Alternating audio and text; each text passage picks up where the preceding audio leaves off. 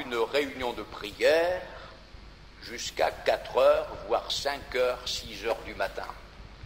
Essayez de faire ça aujourd'hui. On va dire, mais ils sont fous. Si vous saviez quelle longue veille on a eue, ils nous ont fait passer des heures dans la prière. Alors que là-bas, il y avait du spectacle, on s'est amusé, on a bien ri, on s'est détendu, etc. Eh bien, continuons à rire, continuons à nous amuser, continuons à nous détendre, et nous verrons bien où ça va nous conduire. Demandez quels sont les anciens sentiers et marchez-y. Et le peuple dit non, nous n'y marcherons pas. Et je vous dis, je ne cite que cet exemple, nous pourrions en citer bien d'autres qui nous montreraient que le peuple de Dieu est devenu amoureux de ce qui est léger, de ce qui est frivole, de ce qui est superficiel, et que nous sommes devenus allergiques à tout ce qui est sérieux, à tout ce qui porte l'empreinte de l'onction, de la consécration, de la sainteté de Dieu. Mais il faut revenir là. Et si nous ne revenons pas aux anciens sentiers, eh bien, nous verrons, hélas, ce qu'il en résultera pour notre vie. Dans le livre du prophète Ésaïe, au chapitre 35 du prophète Ésaïe et au verset 8, il est écrit ceci: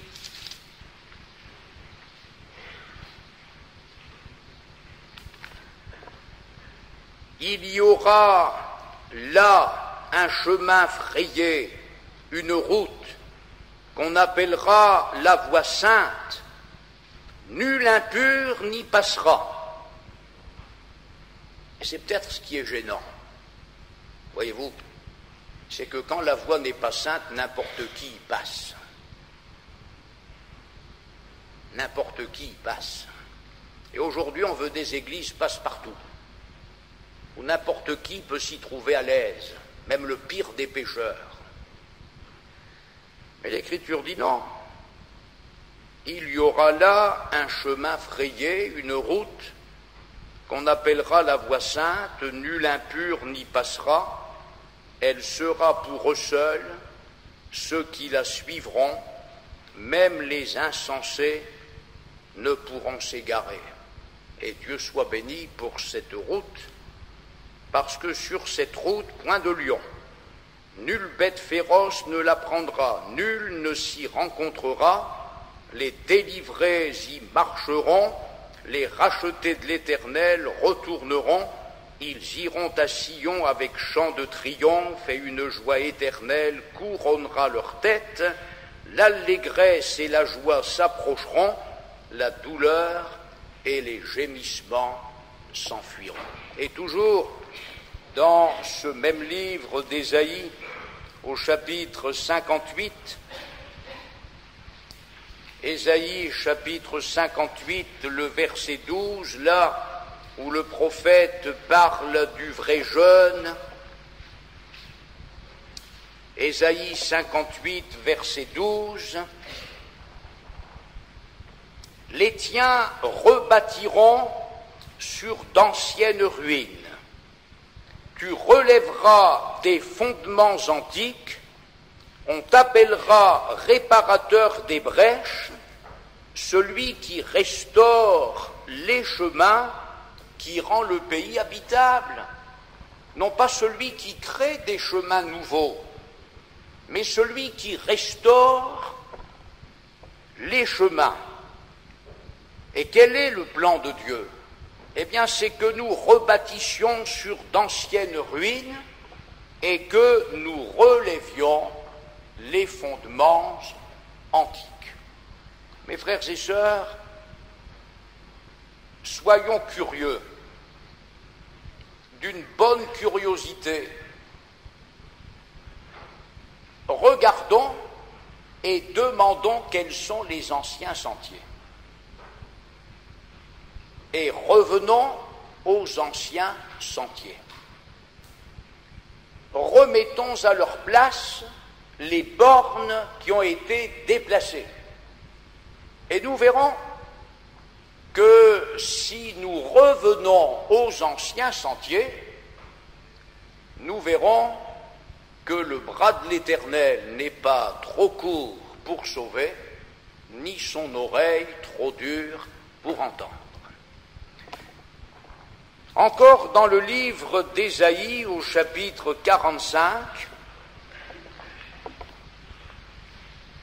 Ésaïe chapitre 45 verset 1er,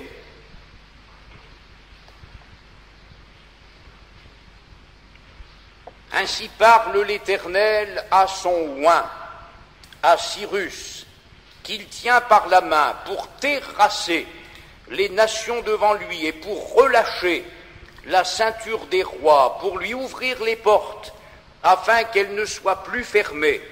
Je marcherai devant toi, j'aplanirai les chemins montueux, je romprai les portes d'airain et je briserai les verrous de fer, je te donnerai des trésors cachés, des richesses enfouies, afin que tu saches que je suis l'Éternel qui t'appelle par ton nom. Et le verset 13, c'est moi qui ai suscité Cyrus dans ma justice, et j'aplanirai toutes ses voies, il rebâtira ma ville, il libérera mes captifs sans rançon ni présent, dit l'Éternel des armées. Le réveil implique l'onction du Saint-Esprit dans la mise à part pour Dieu, parce qu'on est étonné ici de cette parole de l'Écriture, ainsi parle l'Éternel à son oint. Ainsi parle l'Éternel à son oint. Ne poussons pas les choses trop loin. Mais nous savons très bien que Christ signifie oint, et que l'onction va amener le chrétien et l'Église à ressembler à Jésus comme deux gouttes d'eau. Parce que Jean, quand il parle dans sa première lettre des antichrists, il en avait déjà à son époque. Il dit, vous avez appris qu'un antéchrist vient.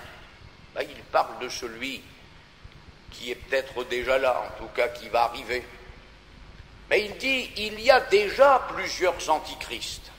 Et Jean dit, ils sont sortis du milieu de nous, afin qu'il soit manifeste que tous ne sont pas des nôtres. Il y a donc les antichrists ou les anti-oints qui sortent du milieu de l'Église, et il y a ceux que Dieu oint, ceux qui reçoivent l'onction, et qui ne seront pas des antichrists, mais qui ressembleront à Jésus, le vrai Christ, le Fils du Dieu vivant. Quand il y a le réveil, il y a un nouvel élan vers le ciel. Les chrétiens ont un avant-goût du ciel renouvelé quand on parle des choses de Dieu, quand on chante les choses de Dieu concernant l'éternité, alors elles font vibrer. Vous savez, mes frères et sœurs, ce qui est gênant, ce ne sont pas les cantiques que nous chantons depuis 60 ans. Ce qui est gênant, c'est quand nous ne vivons plus ce que nous chantons. Parce que quand il est question du ciel, de l'éternité de Dieu, vous mettez ça sur la musique que vous voudrez, c'est toujours le ciel, c'est toujours les choses de Dieu. Alors pourquoi sommes-nous lassés de certains cantiques? Pourquoi sommes-nous lassés de certains chœurs? Eh bien, tout simplement parce que nous avons besoin d'un réveil. Nous avons besoin que le Saint-Esprit nous visite et qu'il nous fasse désirer ardemment les choses de Dieu, les choses d'en haut, les choses éternelles, que nous ne soyons plus les esclaves, les prisonniers des choses de la terre, des choses visibles, et la parole de Dieu nous montre que lorsqu'il y a cette action dans le cœur du peuple de Dieu, eh bien, cette action est comme les prémices d'une œuvre puissante de Dieu dans le monde. Or, notre monde a besoin d'être visité par Dieu. C'est vrai, nous donnons des traités, et donnons-en encore un peu plus. Nous donnons des bulletins d'évangélisation, l'appel de la vie ou la 11e heure, peu importe. Nous distribuons des Bibles, mais est-ce que nous sommes conscients que nous vivons dans une agglomération où en principe 480 000 ou 485 000 personnes ne vivent pas avec Dieu? Et comment ces gens-là vont-ils être remués dans leur cœur et dans leur conscience? On leur a déjà parlé, ils ont entendu une émission à la radio, ils ont eu le témoignage d'un chrétien, mais ce qui va faire bouger ces centaines de milliers de personnes, ce qui va faire bouger nos 57 millions de Français, c'est une action du Saint-Esprit dans la vie de l'Église, dans notre vie, dans ma vie. Alors, revenons aux anciens sentiers et aux valeurs du Nouveau Testament. Et le monde en aura le bénéfice par des conversions, des miracles et des guérisons. Et je terminerai en disant que Dieu a dit de Cyrus, il est mon berger, il accomplira toute ma volonté, il dira de Jérusalem qu'elle soit rebâtie et du temple qu'il soit fondé.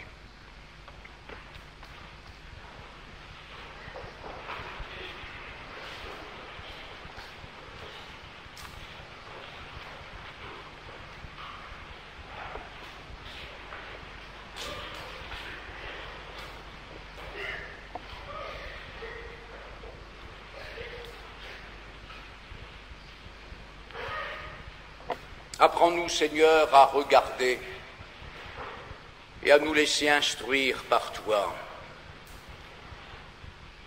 Nous sommes humiliés devant toi quand nous considérons la disponibilité d'un roi païen dont tu as pu faire ton oint, ton berger, dont tu as réveillé l'esprit. Nous sommes humiliés devant toi parce que nous sommes ton peuple. Aussi nous te prions de nous faire grâce. Fais-nous grâce et donne-nous cette même disponibilité, cette même sensibilité, cette même obéissance, au nom de Jésus-Christ, afin que l'Église revive et que les pécheurs perdus qui nous entourent, depuis les enfants jusqu'aux vieillards, connaissent la grâce que Jésus est venu leur apporter. Amen. Gloire à toi, Seigneur.